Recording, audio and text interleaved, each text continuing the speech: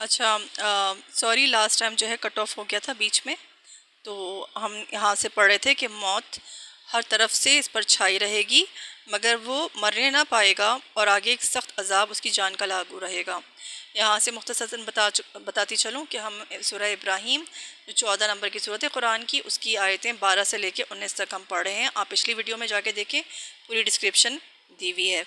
ठीक है, सारी मैंने सब एक्सप्लेन किया है। यहाँ से सिर्फ मैं कंटिन्यू करके एंड करूँगी इस पेज को।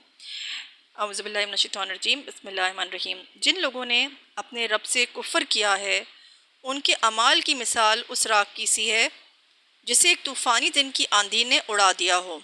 जिन लोगों ने अपने रब से कुफ़र किया है, उनके अमाल की मिसाल उस राख की सी है जिसे एक तूफ़ानी दिन की आंधी ने उड़ा दिया हो।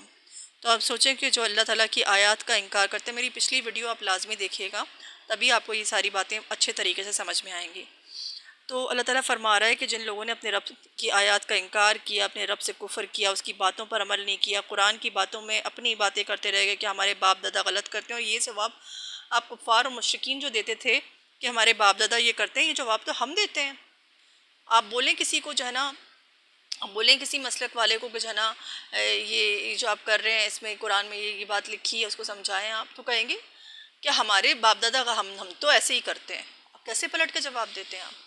आप ये नहीं सोचते कि आप अल्लाह की बात के आगे अपनी बात को रख रहे हैं, बल्कि जब्बार मुनकरीन हक़ को अल्लाह ताला ने, पिछली आप मेरी वीडियो खोल कर देखें, क्या लिखा है उसमें कि जब्बार मुनकरीन हक़ को अल्लाह ताला जहन्नम में डालेगा, और फिर जो है उसको कच लहू सा पानी और सारे अजाब मिल रहे होंगे और मौत उसके ऊपर छाई रहेगी, लेकिन वो मरने ना पाएगा। पूरे अजाब, लम्हा लम्हा अजाब, मौत के बाद का अजाब और सारे अजाब उसको मिलते रहेंगे लम्हा लम्हा। आप सोचें, तो इस तरह की बातें करना सोचे समझे बगैर कि हम कर क्या रहे हैं, हम काफिरों जैसी बातें कर रहे हैं कि हमारे बाप दादा ये करते हैं, हमारा तो मसलक में ये होता है वो होता है। भाई, आप कुरान की बात को आप कैसे मना कर सकते हैं?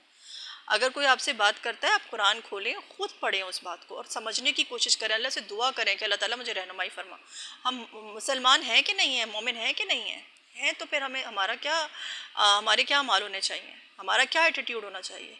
क्या इस तरह से होना चाहिए कि हमारे यहाँ ये होता है, अल्लाह की बात के आगे आप कह रहे हैं, उसकी बात को छोड़े, जो बंदा आपको बता रहा है अल्लाह की बात, आप खुद कुरान खोल के देखें, चेक करें, और अगर जो सही बात है उस पर अमल करें, वरना आप अल्लाह ताला की आयत से कुफर कर रहे हैं, आप इनकार कर रहे हैं इनका। जिन लोगों ने अपने रब से कुफर किया है, उनके अमाल की मिसाल, क्योंकि कुफर क्या, इनकार करना होता है।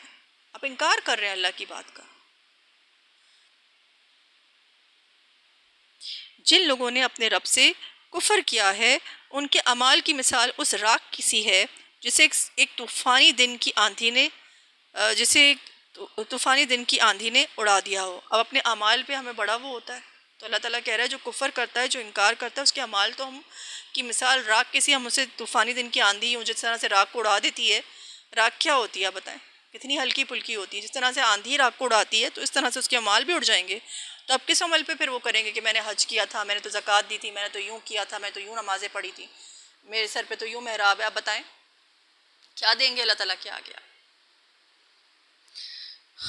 तो अल्लाह की आयत से कुफ्र करना बंद करें और अल्लाह ताला की आयत को माने, उसके आगे सर झुकाना, यही मुसलमान है।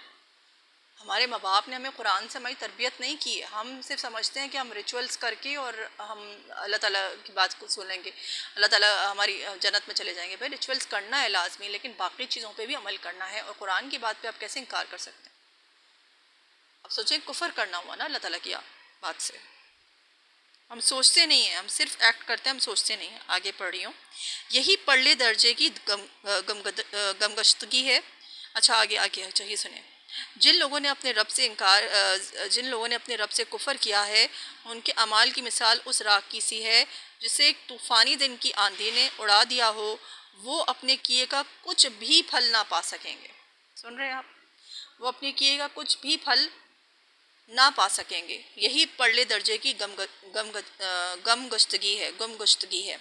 क्या तुम देखते नहीं हो कि अल्लाह ने आसमान और ज़मीन की तख्लीक को हक़ पर कायम किया है? Question mark. क्या देखते नहीं हो कि अल्लाह ताला ने आसमान और ज़मीन को किस तरह से पैदा किया है, किस तरह से हक़ पर कायम किया है?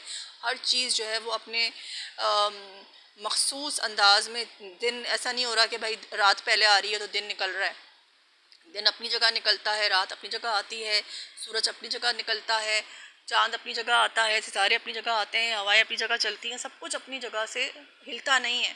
तो क्या तुम देखते नहीं हो कि ज़मीन और आसमान को अल्लाह ताला ने किस तरह, ज़मीन ऐसा नहीं है कि हिल जाए या लेके डोल जाए, नहीं, अल्लाह ताला ने हर चीज़ को अपनी जगह पे जो है वो, और हर चीज़ को कैसे मुनज़्ज़म और हर तरीके, हर चीज़ को जो है अपने उसमें रखा है कि हर चीज़ अपने लिमिट्स में चल रही है, आसमान और ज़मीन को। तो अल्लाह कह रहा है कि तुम्हें तुम्हें नज़र नहीं आती हैं सारी चीज़ें? क्या तुम देखते नहीं हो कि अल्लाह ने आसमान और ज़मीन की तख्लीक को हक़ पर कायम किया है? Question mark. वो चाहे तो तुम लोगों को ले जाए और एक नई खलकत तुम्हारी जगह ले आए। तुम तो अभी आप सोचें कि अल्लाह ताला क्या कह रहा है यहाँ पे, कि वो चाहे तो तुम लोगों को ले जाए और एक नई खलकत तुम्हारी जगह ले आए। तो अल्लाह ताला को हमारी ज़रूरत नहीं है।